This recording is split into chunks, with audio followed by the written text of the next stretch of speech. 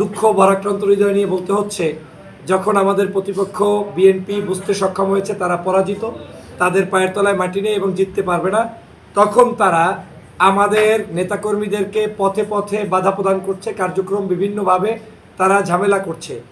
সাম্প্রতিক সময়ে আমরা প্রায় 2000-এর অধিক ব্যানার লাগিয়েছিলাম বিভিন্ন জায়গায়।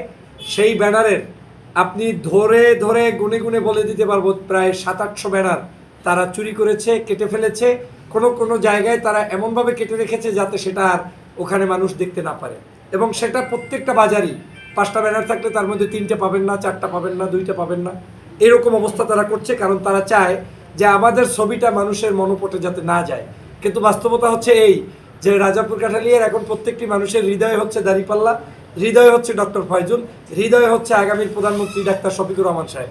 অতএব এটা কোনোদিন মুছে ফেলা যাবে না। দ্বিতীয় যে বিষয়টি সেটা হচ্ছে তারা এখন বাধা প্রদান করছেন, এবং সেই বাধা প্রদানগুলো করছেন কোথায়? সাম্প্রতিক সময় আপনারা জানেন পেংরিতে আমাদের মহিলা সমাবেশকে কেন্দ্র করে মহিলারা বিভিন্ন জায়গায় ছোট ছোট আকারে তারা দাওয়াত দিতেছিল।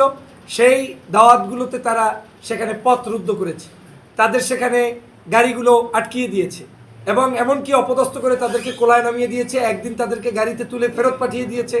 এভাবে করে আমাদের বোনদেরকে বাধা প্রদান করেছে, অকথ্য ভাষায় গালিগালাজ করেছে। তারপরে পশ্চিম কানুদাসকাঠি আজকের আমিরে জামাতের আগমন উপলক্ষে ঝালকাঠিতে স্বাভাবিকভাবেই যত ব্যস্ততা থাকুক আমাদের উচ্ছ্বাসিত কর্মীরা যাবেই, কিন্তু সেখানে তারা পথ রুদ্ধ করে আমাদের গাড়িতে মানুষ উঠতে দেয়নি, প্রশাসনকে জানাতে হয়েছে। নারিকেলবাড়িয়ার ক্লাবে, হাজিরহাটের বাজার সহ বিভিন্ন জায়গায় জানা অজানা বহু জায়গা এমন অবস্থা এখন চলছে যে প্রতিদিন 10টা ঘটনা ঘটে। 10 বার আমার পক্ষে এসপির কাছে ফোন দেওয়া সম্ভব না, ডিএজি স্যারের কাছে ফোন দেওয়া সম্ভব না, এই ওসি সাহেবের কাছে ফোন দেওয়া সম্ভব না, এবং ফোন দিলেও তারা এটাকে অতটা গুরুত্ব দিবে কিভাবে আমি সেটা ভাবছি। কারণ আমরা প্রতিটা মুহূর্ত আমরা এটা কিন্তু দেখছি আমাদের উপরে জুলুম অত্যাচার চলছে। সাম্প্রতিক সময় আমরা দেখেছি বিএনপির সাধারণ সম্পাদক ছিলেন সাবেক, এখন সভাপতি আবুল কালাম আজাদ সাহেব, সম্ভবত কালাম চেয়ারম্যান সাহেব নামে পরিচিত ভদ্রলোক, বললেন যে আমরা নাকি প্রত্যেকটা মুহূর্ত প্রশাসনকে ব্যস্ত রাখছি এবং নালিশ করছি। আজকের আমাদের প্রত্যেকটা কাজে তারা ঝামেলা করছে, সেই অবস্থায় আমরা কি তাদেরকে আজকে তাদের ব্যাপারে প্রশাসনের কাছে যদি বলি এবং সেখান থেকে সহযোগিতা চাই, সেটা কি অন্যায়? আজকে আমাকে তো সহযোগিতা চেতে হবে। নির্বাচন কমিশন স্পষ্ট বলেছিল যে নির্বাচন পরিচালনাকালীন এই যে সময়টা, এই সময়টাতে আমাদের নিরাপত্তা থেকে শুরু করে, আমাদের প্রচারণার নিরাপত্তা থেকে শুরু করে, আমাদের কর্মীদের নিরাপত্তা থেকে শুরু করে, এবং অবাধে আমরা আইন মেনে মিছিল মিটিং সব করতে পারবো। সেখানে কোনো প্রতিপক্ষ কর্মী কাউকে গালিগালাজ এমনকি খারাপ ভাষায় কোনো কিছু বলতে পারবে না। একমাত্র বাংলাদেশ জামাত ইসলামী যারা বুকে হাত দিয়ে বলতে পারে আমার কোনো কর্মীর মাধ্যমে এই রাজাপুর কাঠালিয়ার কারো গায়ে একটা টোক্কা লাগানো হয় নাই, কারো পোস্টার ছেঁড়া হয় নাই, কারো ব্যানার ছেঁড়া হয় নাই, বরঞ্চ তারা আমাদের পোস্টার তো এখন নাই, ব্যানার, ফেস্টুন, এই জিনিসগুলো তারা ছেড়ে ফেলছে, এবং তারা আমাদের উপরে বিভিন্নভাবে থ্রেট দিচ্ছে। আমি স্পষ্ট করে বলতে পারি আমাদের নির্বাচনের বাকি আর বেশি দিন নেই। 3 দিন ক্যাম্পেইন করার সুযোগ আছে, আর 2 দিন, সব মিলে 5 দিন পরে আমাদের নির্বাচন। অতএব এই 12ই ফেব্রুয়ারির নির্বাচনে রাজাপুর কাঠালিয়া একটা নীরব বিপ্লব ঘটবে।